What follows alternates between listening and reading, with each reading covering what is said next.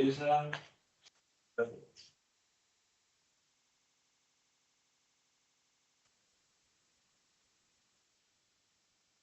Muito bem. A vocês que estão aqui conosco, para quem está aí conectado, deve estar me ouvindo, espero que esteja me ouvindo.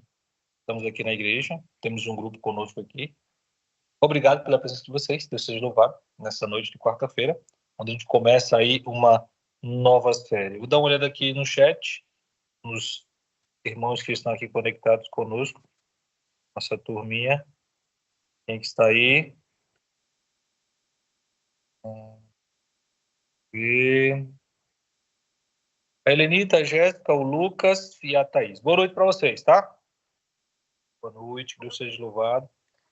Hoje nós começamos uma série, vou perguntar de novo para poder ter certeza. Tá me ouvindo aí, né, Thaís? Tá me ouvindo aí, Jéssica? Legal. Vocês não vão me ver não, tá? Porque o que importa aqui, na verdade, é a apresentação que a gente vai trabalhar hoje. A gente vai bater um papo, hoje nós vamos começar uma série, que você já percebeu, Apocalipse, Cartas de Amor. Então, durante as próximas noites, nós vamos estudar as 7 cartas do Apocalipse. E mais do que estudar as cartas do Apocalipse no contexto profético, nós vamos estudar essas cartas dentro de uma perspectiva. Como ela pode ser aplicada para a nossa vida, como ela pode ser aplicada para a nossa realidade de hoje. A gente vai ler alguns versos, vamos para o livro de Apocalipse, vamos ler cada uma dessas cartas. Então, vou reforçar, o nosso foco não é estudar a parte profética. Nosso foco é fazer as aplicações para os dias de hoje. Apesar de que uma coisa sempre vai estar entrelaçada com a outra. A gente começa com esse texto de Apocalipse. Você pode ver na projeção, o pessoal aqui também pode acompanhar.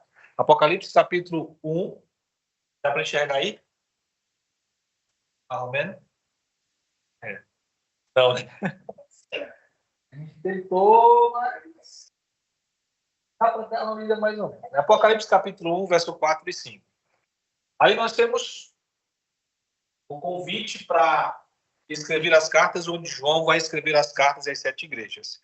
E aí diz o texto: João, às 7 igrejas que se encontram na Ásia, graça e paz a vós outros da parte daquele que era, que é e que há de vir. Da parte dos 7 Espíritos que se acham diante do seu trono e da parte de Jesus Cristo, a fiel testemunha, o primogênito dos mortos e o soberano dos reis da terra, aquele que nos ama e pelo seu sangue nos libertou dos nossos pecados. Então aqui vai o desejo, né? O primeiro convite que o anjo faz a João para que ele escrevesse para as 7 igrejas, para as 7 províncias que haviam ali na Ásia. E nós conhecemos muito bem o nome. Não vamos entrar em detalhes sobre as questões proféticas desse texto, os 7 Espíritos. Isso a gente vai estudar numa outra série futura, quando falarmos sobre, ou estudarmos só sobre o Apocalipse. Aqui você tem um mapa das 7 igrejas na Ásia, para onde João escreveu. Então você tem ali, bem embaixo, Éfeso, né? Você tem a ilha de Patmos, para quem está aqui, não está conseguindo. Mas bem embaixo aqui, do lado direito, Patmos, e aí você tem as igrejas da ordem: Éfeso, Esmirna, Pérgamo, Tiatira, Sardes, Filadélfia e Laodiceia. Essas eram as províncias daquela época. As igrejas estavam nessas cidades. Alguns historiadores dizem que, de fato, essas eram as principais cidades do mundo antigo. As principais cidades. As capitais das principais províncias que haviam no mundo antigo. E as cartas foram escritas para essas igrejas. Então, note, elas não eram as únicas igrejas cristãs daquela época. Eram as principais. E foi para elas que Jesus pediu para que Paulo escrevesse. Representando aí, que pode ser representado também para os nossos dias. Você vai notar que as cartas elas vão seguir sempre uma ordem lógica. E você, não sei se você já percebeu isso, mas se você lê a carta a Éfeso, Esmirna e Pérgamo, ela tem uma ordem cronológica muito interessante. A ordem é essa dali. Existe sempre uma apresentação, quem é que está escrevendo. Existe um elogio para quem ele está escrevendo, no caso, para uma igreja. Existe a reprovação que é feita a essa igreja.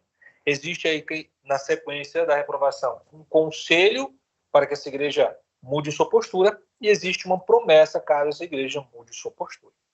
Em alguns poucos casos, e aí você vai ter uma igreja onde você não tem reprovação, e aí você vai ter também uma igreja em que não há nada a se elogiar, e Cristo não elogia nada dessa igreja, e aí a gente vai entendendo ao longo das próximas noites. E para começar, óbvio, nós vamos começar com a primeira carta a Éfeso, a igreja de Éfeso. Ali tem um acento, tá? Não dá para ver, está escuro. Está vendo o acento? Muito bem. Carta a Éfeso. E aí alguns pontos interessantes sobre Éfeso ou a igreja de Éfeso. Falando sobre profecia ou falando sobre tempo profético, a igreja de Éfeso representa, dentro da história profética da igreja cristã, o período que vai do ano 31 até o ano 100 depois de Cristo, tá? Desde a morte do último apóstolo, não, desde a morte de Jesus, na verdade, até a morte do último apóstolo, do 31 até o ano 100. O nome da igreja de Éfeso significa desejável, uma igreja que ela é desejável. A igreja de Éfeso ela é marcada por alguns detalhes. E aí a gente vai lá na carta a Éfeso. Então, pega a sua Bíblia, vamos para o Apocalipse, capítulo 2.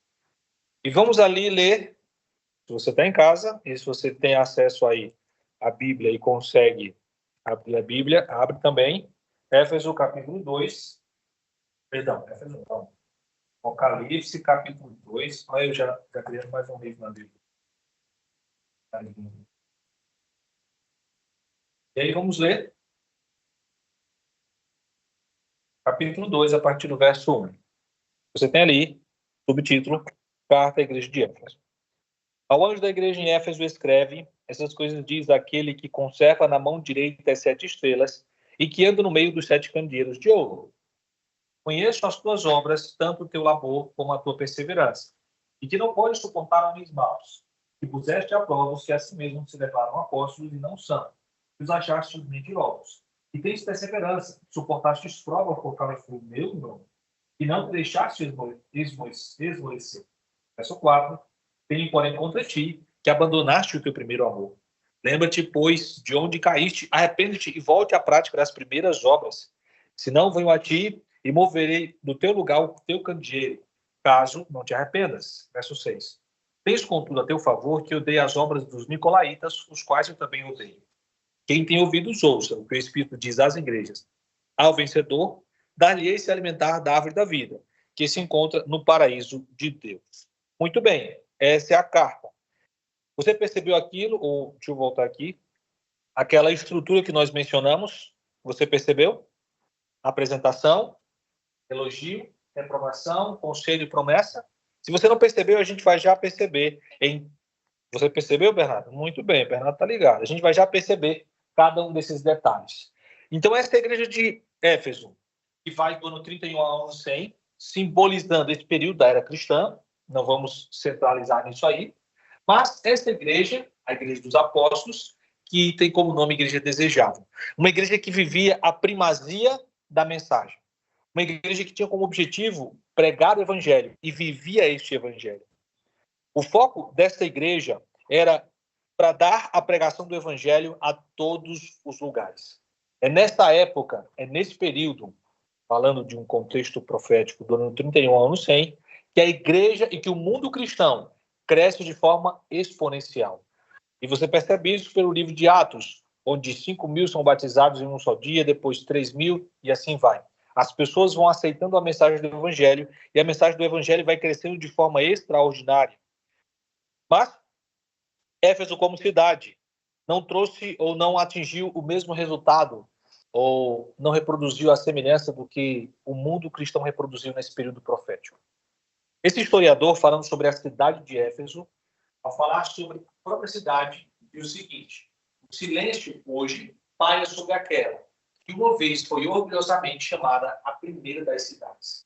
Restos de paredes ciclópicas, aterros, templos, ruas e casas alinham-se nos planos e colinas e encostas das vastas áreas que uma vez estava coberta com a sua glória. Essa imagem que você está vendo aí são imagens do que hoje é a Éfeso. A glória, ou a antiga e bela Éfeso, hoje não passa de ruínas. O seu esplendor, a sua beleza e a sua história. Toda ela ficou apenas na história. A igreja cristã chega em Éfeso, muito provavelmente por influência de Paulo, na sua segunda viagem missionária, por volta do ano 52, quando ele está voltando dessa viagem missionária, voltando para a região de Jerusalém. Ele passa por Éfeso, fica um pouco ali, começa a pregar, e ali o cristianismo se estabelece. No caso, a igreja cristã se estabelece ali por um tempo. Agora a gente vai anotar aqueles pontos que nós mencionamos, e aqui a gente vai fazer as aplicações para a nossa realidade. Quem é o autor da carta para Éfeso? Como Cristo se apresenta como autor da carta a Éfeso? Está lá no capítulo 2, no verso 1. Você percebeu? Verso 2, capítulo 2, verso 1 diz assim: ao anjo diz à igreja, essas coisas diz aquele que conserva na mão direita as 7 estrelas e que anda no meio dos 7 candeeiros ou castiçais de ouro. Se você voltar um pouco no capítulo 1, vai dizer que os 7 candeeiros e os 7 castiçais representam quem? Lembra o pessoal que é bom de Apocalipse? Representam as 7 igrejas. Os 7 candeeiros e os 7 castiçais representam as 7 igrejas. Então, veja, Jesus está se apresentando para Éfeso como aquele que conhece as 7 igrejas, porque diz o texto que ele passeia em meio aos 7 candeeiros, né? Aos candelabros, às 7 igrejas. Portanto, Cristo se apresenta para a igreja como aquele que conhece o futuro do seu povo, o futuro da sua igreja. E estamos falando de um período onde a igreja começou muito bem, vibrante, alegre na pregação, mas terminou o seu período e os seus dias minguando, praticamente morrendo espiritualmente. Cristo se apresenta para essa igreja como aquele que conhece o futuro desde o início. Aquele que tem uma percepção clara de todas as coisas que vão acontecer. Mas nem por isso é um Deus que desiste do seu povo. É um Deus que desiste daqueles a quem ele ama. Então, note, é assim que ele se apresenta. Aquele que conhece o futuro do seu povo. Aquele que conhece o futuro da sua igreja. Aqui, então, estão os elogios. Você vai perceber que na carta a Éfeso existem 3 elogios para esta igreja. Eu coloquei aqui os 3 elogios. O primeiro deles, há um elogio às suas obras ou ao seu trabalho. E ali está o verso bem pequenininho embaixo, onde Jesus diz, olha, conheço as tuas obras, o teu trabalho árduo e a tua perseverança. Segundo elogio, o elogio à paciência e à tolerância. Jesus diz, olha, você tem perseverado e suportado o sofrimento por causa do meu nome e não tem desfalecido. E, por fim, você odeia os atos dos nicolaítas, né? Você odeia as práticas dos nicolaítas, os quais eu também odeio. E o que isso representa? A igreja de Éfeso, ela passou por grandes desafios. Mesmo em seu processo de grande crescimento, e foi um período de grande crescimento da igreja cristã, esse também foi um período de grande perseguição dentro do mundo cristão. Perseguição vindo do Império Romano, deste movimento religioso surgindo, e perseguição vindo também daqueles movimentos judaicos, que infelizmente entendiam os cristãos como sendo um perigo para a própria religião, para a própria sobrevivência judaica. Então, em toda a cidade, diz ali, a obra de Deus era levada avante, almas eram convertidas, as quais, por várias vezes, sentiam o dever de continuar transmitindo. E é isso que Jesus está dizendo, olha, eu tenho a teu favor que você vive esse evangelho e que você prega esse evangelho. Ellen White, acho que eu coloquei esse texto aqui. Não, é esse mesmo aqui. Ela diz, em todas as cidades era a obra levada avante. Almas eram convertidas, as quais, por sua vez, sentiam o dever de transmitir a outrem o inestimável tesouro do evangelho. A pregação avançava cada vez mais. A igreja crescia cada vez mais. Este era o mundo cristão. E assim ia crescendo cada vez mais. A obra de Cristo, a igreja, o evangelho, ia se expandindo. Mas também temos o segundo elogio. O segundo elogio é a sua paciência e tolerância. Lembra? Esse é o período onde a igreja é perseguida. Esse é o período onde a igreja é massacrada. Nesse período, você tem o ano 77, Pedro e Paulo, que estão mortos. Eles estão mortos por ordem de Nero. No ano 70, o templo de Jerusalém é destruído, que acaba espalhando e estimulando os cristãos que estavam em Jerusalém a sair de lá para sobreviver e se espalhar pelo mundo conhecido na época. E também é nesse período que milhares de cristãos são mortos.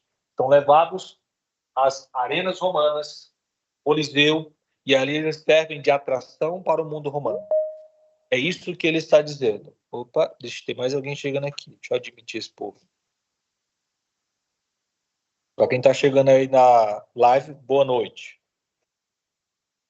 Então, esse é o segundo elogio. A paciência e a tolerância deste período de grande perseguição.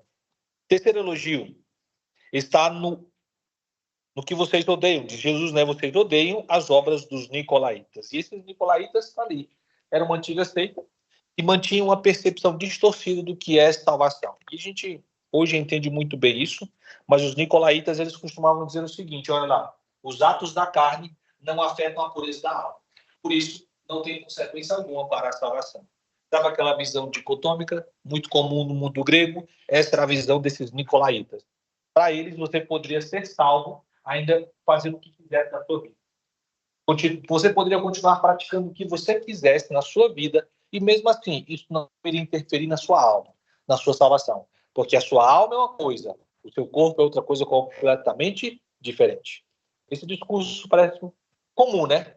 Parece muito semelhante ao que a gente escuta nos dias de hoje. Pois é, já existia naqueles dias. E Jesus diz, olha, esse elogio eu tenho que dar a vocês, porque vocês odeiam o discurso e as práticas desses homens. E eu também odeio. Mas note bem, preste bem atenção, porque esses nicolaítas que são alvo de ódio da igreja de Deus aqui, na igreja de Éfeso, mais tarde, eles serão o quê? Aceitos dentro da igreja cristã. E o que era visto como uma heresia, simplesmente é visto como algo normal, comum e aceitável dentro da igreja. 3 elogios. As obras, elogio a luta e a perseverança desse povo e ao odiar esses discursos de heresia que havia na época. Mas agora temos a debilidade, a falha, ou o que poderia ser melhorar na igreja de Éfeso. E Jesus olha para Éfeso, está lá na carta, e diz, tenho, porém, contra ti, que abandonaste o quê? O teu primeiro amor. E é interessante porque Ellen White, ela vai dizer o seguinte, numa só geração, o evangelho foi levado a toda nação debaixo do céu, mas pouco a pouco veio uma mudança. A igreja perdeu o seu primeiro amor. Tornou-se o quê? Egoísta e lisonjeiro. O espírito mundano foi acalentado. O inimigo lançou os seus encantamentos sobre aqueles que receberam de Deus a luz destinada ao mundo em trevas. Essa igreja, que um dia começou tão vibrante, com o estímulo dos apóstolos, com a influência dos apóstolos, chegou em um ponto onde já não tinha estímulo, ânimo, perseverança. Como diz o texto, perderam o seu primeiro amor. Nada mais os motivava, nada mais os incentivava, nada podia fazer com que estes homens e mulheres continuassem pregando o evangelho, não por conta própria. Note algo interessante. Essa aqui que você vê, deixa eu ver se é isso mesmo. Essa imagem aqui, para quem está aqui, está bem ruim de enxergar, mas eu acho que para quem está em casa consegue ver legal. Este é o grande teatro dos Efésios, que havia ali na cidade de Éfeso. Esse teatro comportava cerca de 20 mil pessoas. Ali, diversos eventos e programas poderiam acontecer, com peças teatrais e muitos outros. Lá em Atos capítulo 19, Paulo e um dos seus companheiros, passando mais uma vez por Éfeso, são levados ou vão até o grande teatro de Éfeso. E lá em Atos capítulo 19 diz que eles começam a pregar aos efésios o evangelho, a mensagem de salvação, o Jesus que eles conheciam. E você pode acompanhar comigo o texto de Atos capítulo 19. Eu acho que o texto não vai aparecer ali. Não. Atos capítulo 19. Alguns versículos. E olha como que o povo reagiu. Como eles estavam, de fato, frios espiritualmente. Atos capítulo 19. E a gente vai saltando aí, lendo alguns versos.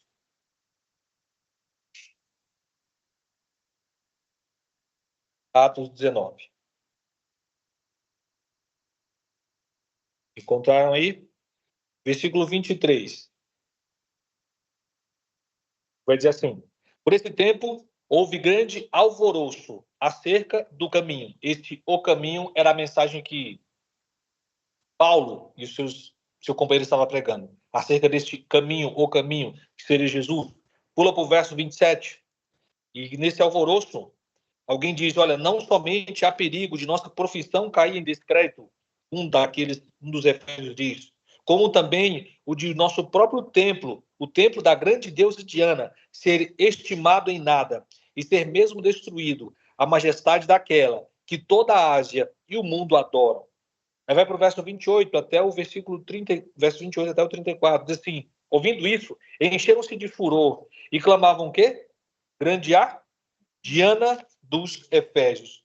Pula para o verso 34. Olha o que diz no verso 34. Mais uma vez, quando, porém, reconheceram que ele era judeu, todos em uma só voz gritavam, por um grande espaço de quase 2 horas, gritavam o quê? Grande a Diana dos Efésios. Paulo ali estava pregando o caminho, a verdade, o evangelho. Mas quando esses homens e mulheres perceberam que essa nova verdade, que este novo conceito, que este novo evangelho, de alguma forma arriscava a sua vida, a sua rotina, o seu cotidiano, arriscava o grande templo, a sua religião, estes homens começavam a gritar: grande é a Diana dos Efésios. Sabe o que é algo interessante? Todos estes homens, em seus aspectos e em sua visão, estavam certos ou estavam errados? Estavam certos.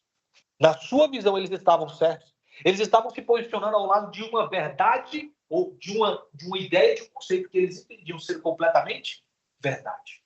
Eles carregavam consigo a influência da grande deusa Diana, o grande templo. E aí você vai ter a imagem aí do templo da grande deusa Diana, que era palco de admiração por todo o mundo, aí, ó, por todo o mundo asiático, gigantesco, fenomenal.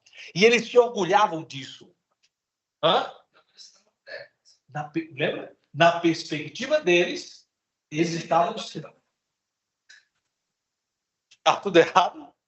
Mas na perspectiva deles, eles estavam certos. Para eles estavam defendendo a verdade. Hã? Eles acreditavam nisso. Para eles, a verdade deles. Sim, mas aí tem um outro problema. Eles abriram mão do amor à espiritualidade. Porque eles estavam crentes de que todo o conhecimento que eles haviam absorvido por meio das informações da deusa Diana, o grande templo, eles estavam completamente certos. Eles tomaram um lado, mas infelizmente não foi, e nós entendemos muito bem que foi o lado correto na história. Eles começavam a bradar: grande é a Diana dos Efésios, grande é a Diana dos Efésios. Esse é o templo, como você pode ver aí, dessa Diana dos Efésios, que por muito tempo foi palco de adoração e era o motivo da adoração desses homens. Aqui nessa imagem, o passador de slide não está me ajudando muito, não. E você vai ver a grande biblioteca de Celso, também contida ali na cidade de Efésio, que foi construída por Júlio César em 75, mas foi destruída em 262 depois de Cristo. Estima-se que ali, naquela biblioteca, que hoje são apenas escombros, mais de 12 mil pergaminhos. Outro orgulho de Éfeso e dos Efésios, além do grande templo da deusa Diana, era o arsenal de conteúdo e informação que eles tinham, do que hoje são apenas escombros. A igreja de Éfeso acabou. O templo, a cidade e toda aquela adoração que eles tinham simplesmente chegou ao seu final e à ruína. A biblioteca de Celso, com mais de 12 mil pergaminhos exemplares de conteúdo, ele simplesmente foi eliminado e foi destruído. No final das contas, não sobrou nada. Aqueles homens que viviam orgulhosos por sua teologia, orgulhosos por seu conhecimento, orgulhosos por sua percepção, que estavam satisfeitos da sua realidade religiosa. No final das contas, chegaram ao final dela completamente eliminados e destruídos. Quando eu olho para a igreja de Efésios, para os Efésios, para a sua realidade, e para esta igreja, que ao final das contas perdeu o seu primeiro amor, eu inevitavelmente noto a nossa realidade. Nós, inevitavelmente, perdemos o primeiro amor. Nós nos gabamos por conhecer, por termos teologia, por conhecermos profecia. Nós nos gabamos por termos bibliotecas, arsenais teológicos, grandes pregadores. Nós nos vangloriamos por ter todo este conteúdo, mas no final das contas, aquilo que mais faz sentido na nossa vida cristã, nós simplesmente perdemos. Outro dia, conversando com o Del, vou falar, Del, posso falar? Conversando com o Del, eu falei, Del, o que você acha que é o maior? O que nós realmente precisamos na igreja? E eu falo do Vila Assunção porque é aqui que nós fazemos parte. E das muitas realidades que o Del me apresentou, não foi de ter gente na quarta e no domingo. Não foi de ter mais irmãos na igreja, que é importante e bacana. E Deus falou que o mais importante, o que mais precisávamos, não era de mais dízimo e oferta, que é fundamental, e sim, isso mantém a pregação do Evangelho. Nós precisávamos de que, Del? Comunhão com Deus. Intimidade com Deus. Viver de volta o primeiro amor. Foi isso que ele me disse. É isso que a realidade de Cristo, dessa carta de Cristo à igreja aos Efésios, mostra. Que não só a igreja dos Efésios estavam morrendo espiritualmente, mas que nós, não só a Vila Assunção, me desculpa dizer, mas nós, como igreja adventista, em 2025, estamos o quê? Morrendo espiritualmente. Fazemos belos discursos, pregamos, montamos projetos, eventos, mas no final das contas, estamos morrendo espiritualmente. Estamos cada vez mais distantes do primeiro e do verdadeiro amor. Mas no final das contas, nessa carta de Cristo, existe um apelo, existe um conselho, existe um convite. E qual é o convite de Cristo? Lembra-te de onde o quê? Caíste. Lembra-te de onde caíste. Presta atenção, faz uma recapitulação, William. Quando foi a última vez que você realmente teve prazer em vir à igreja? Quando foi a última vez que você realmente leu e estudou a Bíblia com grande prazer e satisfação? Quando foi a última vez que o que mais te trazia encanto era a Bíblia e a tua relação com Deus, e não as tuas questões financeiras, não o trabalho, não o dinheiro, não a família, ou os prazeres, os passeios que a vida vai te dar? Mas quando foi a última vez que o que mais, sabe, encheu teu coração de alegria e expectativa foi poder ter um tempo com Deus? Para um pouco, William. Volta aí, meses, quem sabe anos. Lembra de onde você caiu? Lembra quais foram os fatores que te levaram a se distanciar de Cristo? Lembra quais foram as questões e as condições que te tornaram tão frios e tão vazios espirituais? Lembra e volte à prática das primeiras obras. Volta a viver o primeiro e o verdadeiro amor.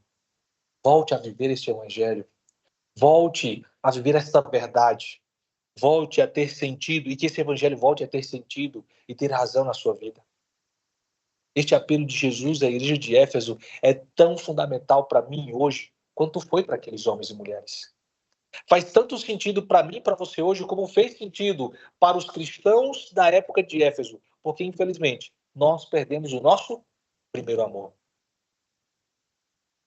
E eu não estou falando isso porque temos igrejas vazias no sábado, muito mais no domingo e na quarta-feira.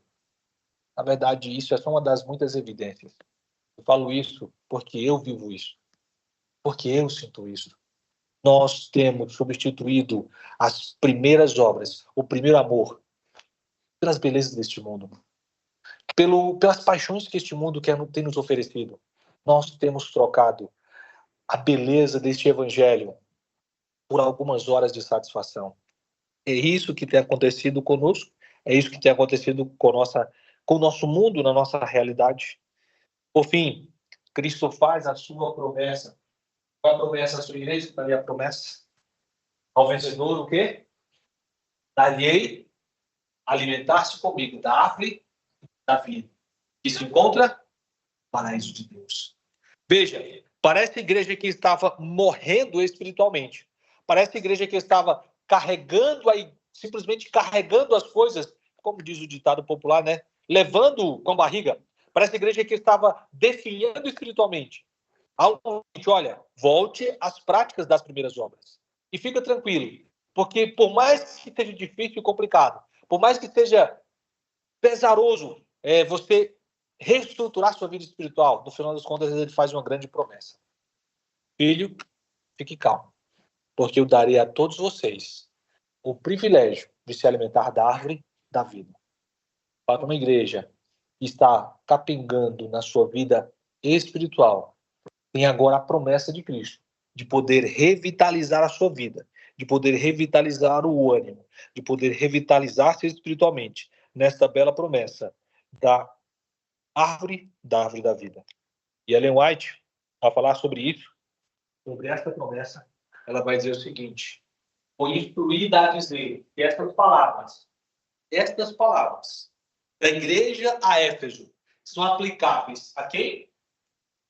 As igrejas adventistas do sétimo dia, na condição em que se encontram atualmente. Se em 1880, onde ele escreveu isso, que ele não tem a data, já existia uma latente, já existia uma igreja que definhava e morria espiritualmente, será que em 2025 é diferente? O amor de Deus foi perdido. Isso significa ausência de amor de uns para com os outros. Existe apenas egoísmo e egoísmo. E tudo isso é nutrido. E se bate E no final das contas, é nutrido e se bate por conseguir mais supremacia e discussões e desafetos, muitas vezes, dentro do mundo religioso. Portanto, no final das contas, nós estamos enfrentando a mesma realidade que os efésios. O grande templo da deusa Diana, e de novo, repito, está ali, né? Com 130 metros de comprimento, 18 metros de altura, 120 colunas. Hoje, esta bela estrutura, orgulho dos efésios, da cidade, consiste apenas em uma coluna. Toda aquela verdade que eles acreditavam, qual eles bradavam, o qual eles defendiam, mas estavam vazios espiritualmente. Todo aquele conhecimento intelectual que eles tinham, mas estando vazios espiritualmente, no final das contas não resultou em nada. Está ali. O que resultou? Apenas uma coluna de mais de, 30 ou 20 colunas que haviam ali. Apenas uma coluna. E você pensa que esse pode ser o resultado inevitável. E esse será o resultado inevitável de todo aquele que, apesar de carregar a Bíblia embaixo do braço, de estar na igreja pregando, cantando, dirigindo cargos, conduzindo a igreja, e não tiver uma real conexão com Cristo, se não revitalizar sua vida espiritual dia após dia, as suas verdades e as verdades que ele grita, que ele prega e que ele anuncia, podem não salvá-lo. Porque ele se tornou um baita defensor da verdade, mas jamais foi restaurado, transformado ou de fato salvo por essas verdades. A igreja de Éfeso é uma declaração clara de que nós podemos tomar o mesmo fim. Por fim, a carta a Éfeso é uma prescrição de Jesus para a igreja que hoje está fria e morta espiritualmente. Mas o convite de Jesus continua. William, por favor, reavalie sua vida. Veja onde você caiu. Veja onde você vacilou. Deixe de lado o seu orgulho, sua presunção. Deixe de lado o seu comodismo. E simplesmente volte às práticas das primeiras obras. Que Deus nos abençoe. E que possamos aprender um pouco mais com a carta de Éfeso. Que nós precisamos, de fato, revitalizar nossa vida espiritual. Nossa intimidade com Deus. Não importa quanto conhecimento, quanta intelectualidade nós tenhamos, quantos diplomas e discursos nós façamos. Se não tivermos uma real conexão com Deus, seremos como a cidade de Éfeso. Apenas ruínas, ruínas e ruínas. Sem valor e sem sentido em nossa vida. Fique em pé. E vamos encerrar com oração. Você que está aí acompanhando aí na live, se você quiser ficar em pé também, fica à vontade. Vamos orar e pedir a bênção do nosso Deus. Te damos graças, bom Pai. Te damos graças, bom Deus, por tudo que o Senhor tem nos proporcionado. Obrigado pela oportunidade que temos de estudar a Tua Palavra. E aos poucos irmos entendendo por Teu Espírito Santo o que o Senhor quer, o que o Senhor realmente deseja em nossa vida. Ajuda-nos, Senhor, a vivermos este Evangelho. Ajuda-nos, bom Deus, a sermos transformados por esta verdade. Que sejamos bem mais do que eram os habitantes da cidade de Éfeso. Que não sejamos meros defensores da verdade.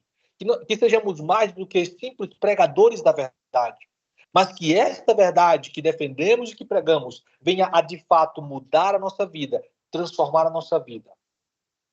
Que essa verdade possa trazer sentido e propósito em nossa vida. Às vezes eu não consigo. Às vezes eu não posso sozinho. Mas nos conceda o Teu Espírito Santo, para que possamos restaurar, revitalizar nossa caminhada e a nossa intimidade contigo. Abençoe nossa igreja. Abençoe aqueles que estão nos acompanhando à distância, aqueles que estão aqui presentes, que sejam da mesma forma agraciados com Tua paz, com Tua presença e com a Tua condução. Nós pedimos em nome de Jesus. Amém, Senhor. Boa noite a todos. Você que está aí conectado, bom descanso a vocês que estão aqui. Boa noite, bom descanso até semana que vem.